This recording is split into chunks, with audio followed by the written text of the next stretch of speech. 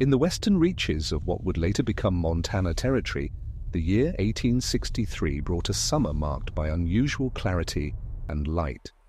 The valley that stretched between two mountain ranges had drawn settlers for a decade, families who built their homes on the flatlands near the creek, where water ran close and timber could be floated down from higher ground. The land seemed generous, and the winters, though cold, had always been manageable with enough firewood and thick walls. It was in this valley that a girl named Catherine Merrow found herself without a place at her family table. She had turned 17 that spring, and her stepfather, a man who measured worth in obedience and silence, had made it clear that her presence was no longer tolerable. The reasons were ordinary and cruel in equal measure. She asked too many questions. She refused a marriage arrangement. She was too fond of wandering the hills when there was work to be done in the house. Her mother, worn by years of childbearing and a second marriage that demanded peace at any cost, did not argue when Catherine was told to leave. So Catherine left. She took a wool blanket, a knife that had belonged to her father, a small iron pot, and the clothes she wore. She walked out of the valley home on a morning in late June, and she did not look back. She had no relatives who would take her in, no friends with room to spare. The other families in the valley knew her situation, and while some expressed quiet sympathy, none extended an offer of shelter. A girl alone was a problem. A girl without family was a risk. And a girl who had been cast out carried a shadow of judgment that others did not wish to share. Catherine walked into the hills. She knew them better than most. She had spent years exploring the ridges and draws, learning where the springs ran year-round, where the wind broke against stone, where the sun lingered longest in winter.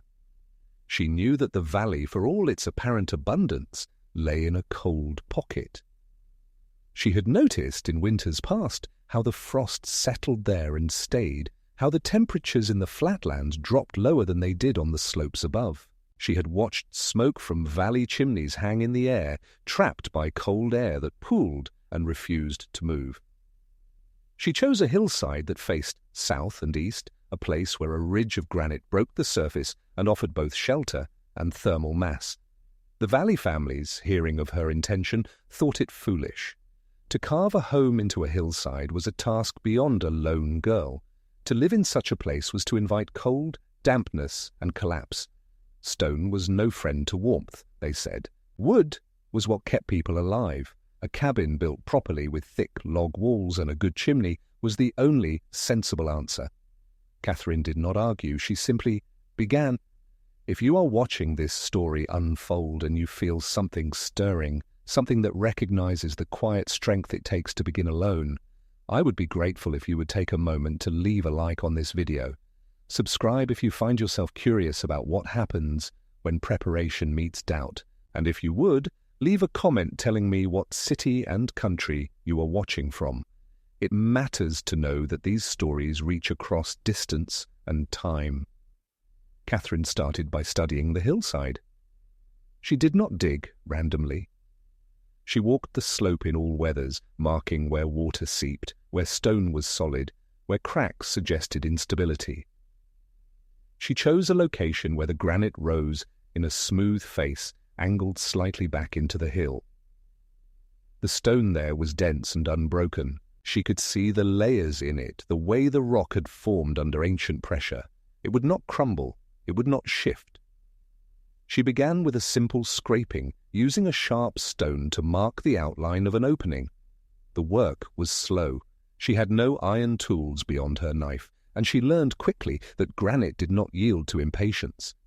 She gathered harder stones from the creek bed, stones that could chip and fracture the granite along its natural seams. She built small fires against the rock face, heating it until it cracked, then dousing it with cold water to widen the fractures.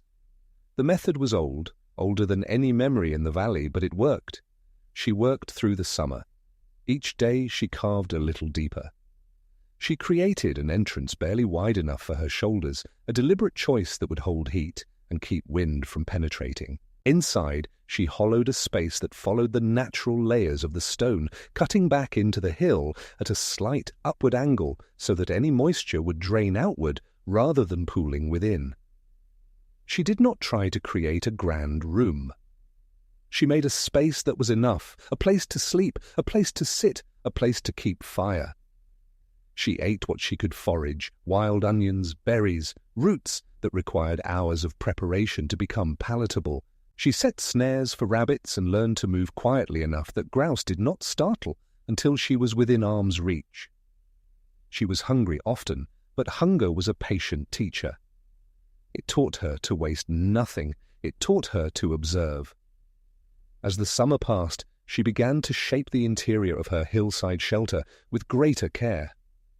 She smoothed the walls where she could, chipping away rough edges that might catch or scrape. She carved a shallow depression in the center of the floor, a fire pit that sat lower than the surrounding stone. She understood, through observation and instinct, that heat rises.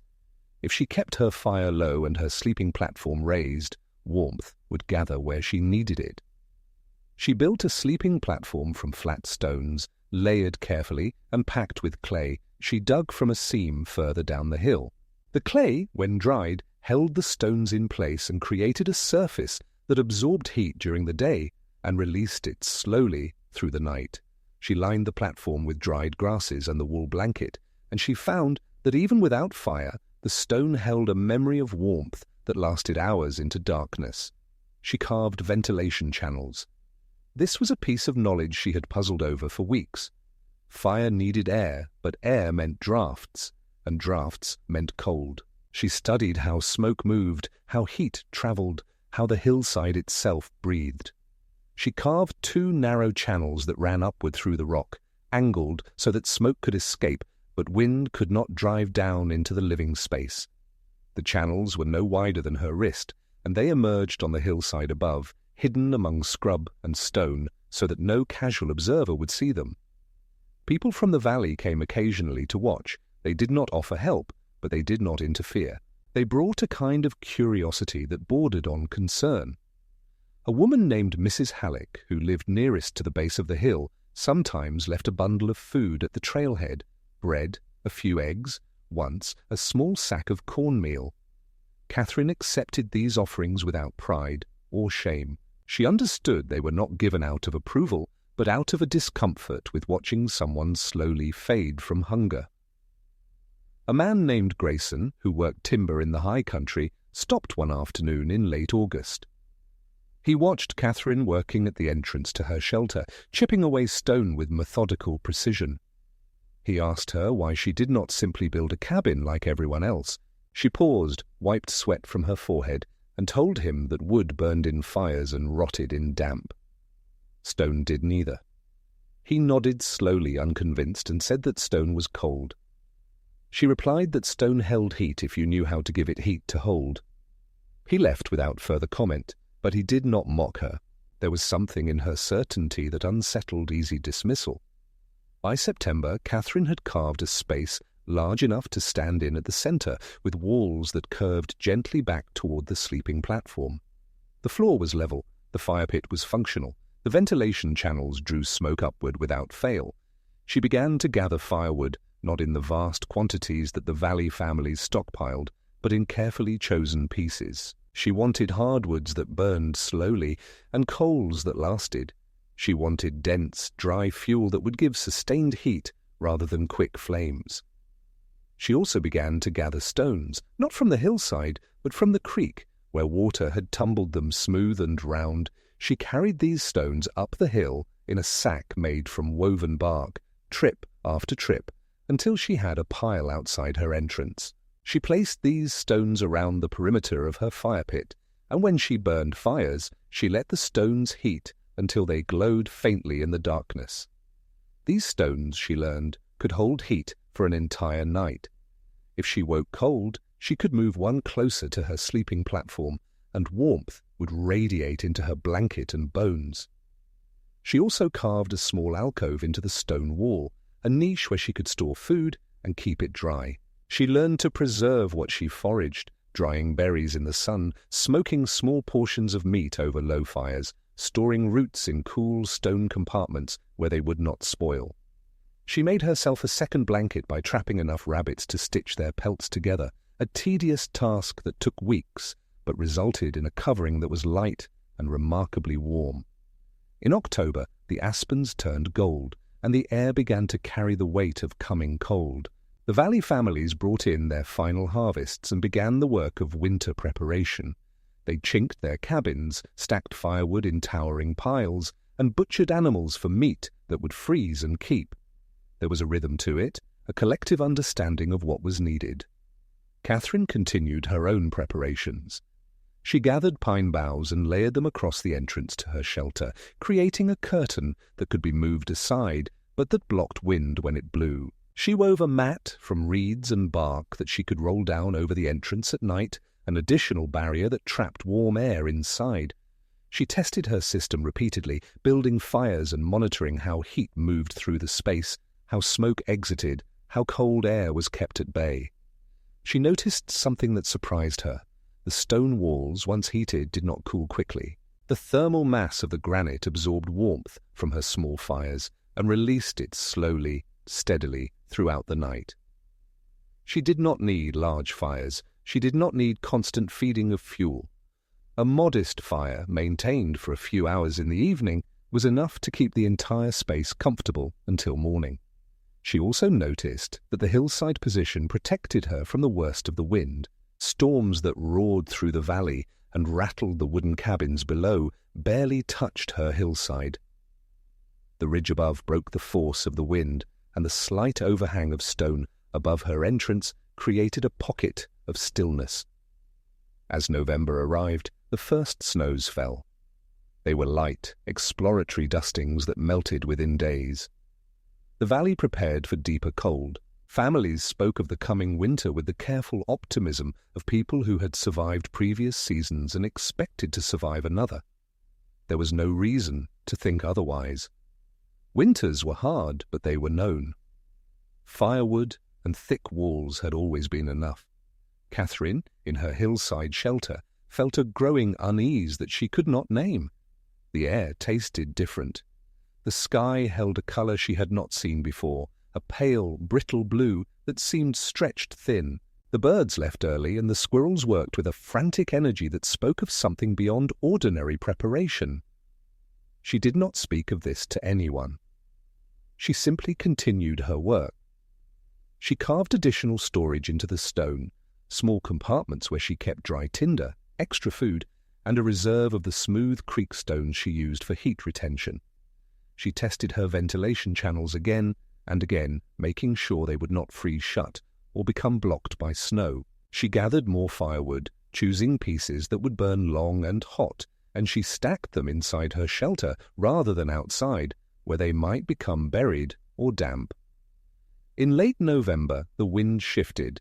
It came from the north, a direction that usually brought cold but not catastrophe. This wind, though, carried a different quality. It was sharp and unrelenting, and it did not ease with nightfall. The temperature dropped not gradually, but in sudden, brutal increments. Within 3 days, the valley was colder than anyone could remember. The cold was not uniform. It settled into the flatlands with particular viciousness, pooling in the low areas where the valley families had built their homes. The temperature in the valley floor fell far below what it was on the surrounding slopes. The phenomenon was invisible but undeniable. Cold air, being denser, sank and gathered in the lowest ground, and once it settled, it did not move. The valley became a reservoir of cold. Families burned through their firewood at alarming rates. Cabins that had always been sufficient suddenly felt porous and inadequate. Chinking cracked in the extreme cold. Doors warped. Windows, where they existed, became sheets of ice on the inside.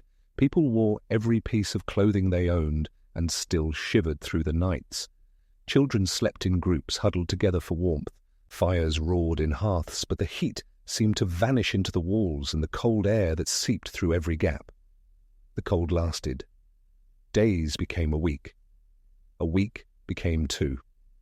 The sun rose pale and distant, offering light, but no warmth. The snow that fell did not melt. It accumulated layer upon layer until the valley was buried under white that reflected light but held none of the sun's heat.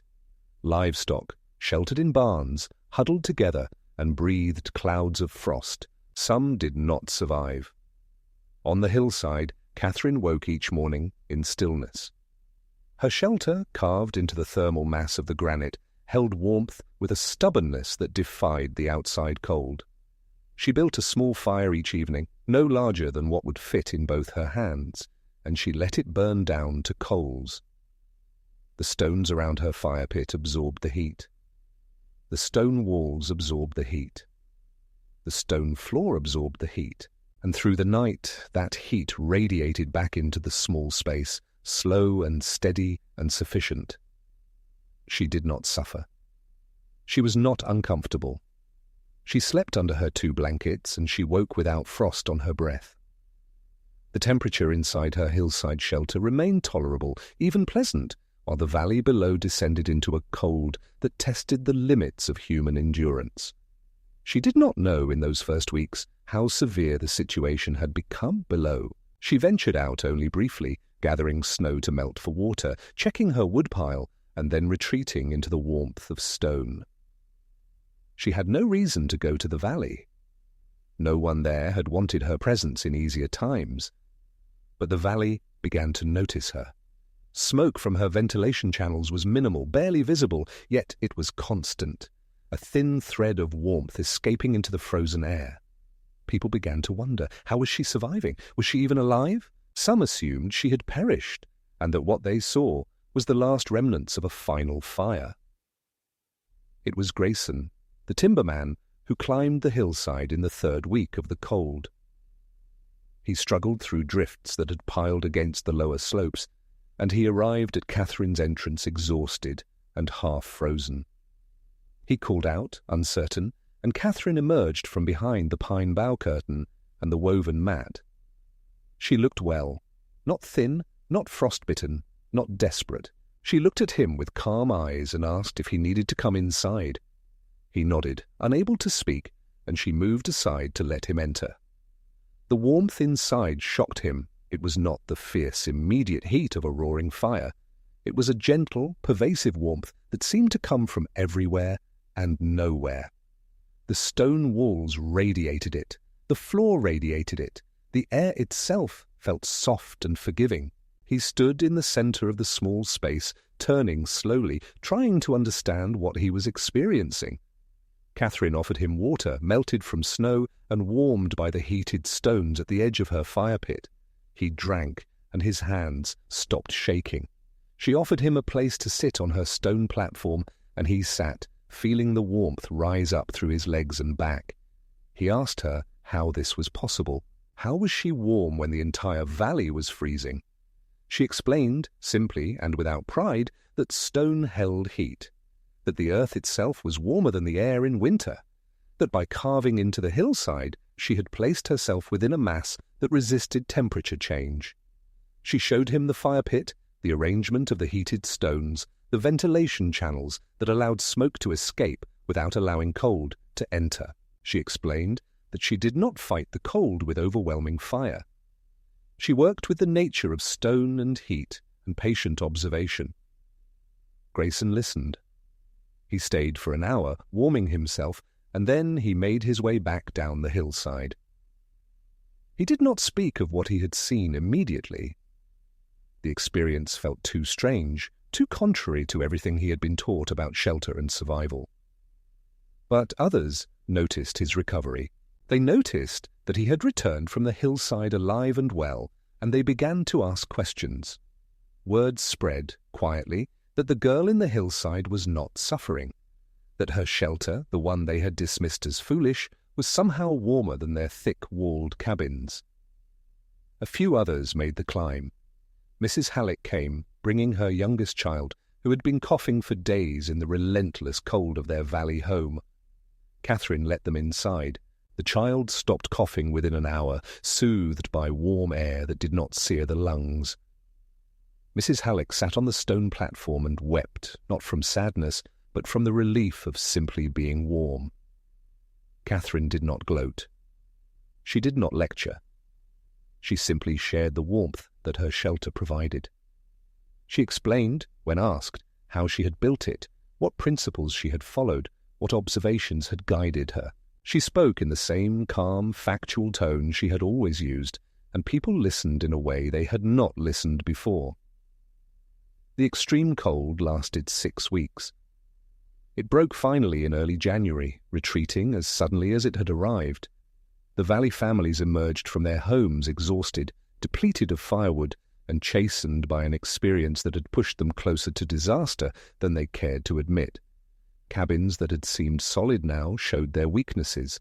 Walls that had seemed thick now seemed inadequate. The knowledge that cold could settle and stay, could resist even the most determined fires, changed how people thought about where they lived and how they built. Catherine remained on her hillside. She did not return to the valley, and no one asked her to. But the nature of her presence changed. She was no longer the girl who had been cast out. She was the one who had known something others had not. She was the one who had prepared when others had assumed preparation meant only firewood and thick logs. People came to her, occasionally, with questions. How had she known to build into the hillside? How had she understood the behavior of cold air? She answered honestly. She had observed, she had tested, she had trusted what she saw over what she had been told. She had not assumed that the way things had always been done was the only way or even the best way. Some families began to make changes. They built secondary shelters, small dugouts, or stone-backed alcoves that could serve as refuges if another winter proved as brutal. They paid attention to where they placed their homes, avoiding the lowest ground where cold would settle. They learned to think about thermal mass, about the way stone and earth could serve not just as barriers but as allies in the fight against cold. Catherine's hillside shelter became, in a quiet way, a landmark. Not because it was grand, but because it had worked. It had worked when conventional wisdom had failed. It had worked because a 17-year-old girl, cast out and alone, had chosen to observe rather than assume, to test rather than accept, and to trust her own careful reasoning over the dismissive judgments of others. She lived in that shelter for 3 more years. She expanded it slightly, carving additional rooms, refining her systems. She became skilled at living with stone and fire, at reading weather, at preparing for seasons before they arrived. She eventually built a small wooden structure at the entrance, a workspace where she could tan hides, repair tools, and store supplies. But the heart of her home remained the carved stone, the warm belly of the hill that had proven itself when it mattered most. When she finally left the hillside, it was not because the shelter had failed her, but because she had grown beyond the need to prove anything to anyone. She had learned what she needed to learn. She had survived what she needed to survive. She moved west into territories that were opening, and she carried with her a knowledge that was worth more than any inheritance she might have received from a family that had turned her away. The hillside shelter remained. For years after, travelers and new settlers would climb up to see it, to step inside and feel the warmth that lingered in the stone, even when no fire had burned for days. It became a story told in the valley, a reminder that wisdom does not always come from experience or age or collective agreement. Sometimes it comes from a single person who is willing to see clearly, to work patiently, and to trust that nature, when understood, is not an enemy but a partner. The lesson, if there is one, is not about stone or fire or the mechanics of heat retention. It is about the courage to stand apart when standing apart is necessary. It is about the value of observation over assumption. It is about the truth that preparation, real preparation, is not about overwhelming force, but about understanding the nature of the challenge and responding with precision and care. Catherine Merrow was thrown out at 17. She carved a cabin into the hillside, and when the valley froze, her shelter stayed warm. Not because of luck, not because of miracle, but because she had paid attention, because she had prepared, because she had trusted what she saw in the world around her, even when others told her she was wrong. If this story has given you something to think about, something that resonates with your own experiences of being underestimated or needing to trust your own judgment, I would be grateful if you would take a moment to like this video and subscribe to the channel. And please leave a comment with the city and country you are watching from. These stories travel far, and it means something to know they find people who understand their value. Thank you for listening.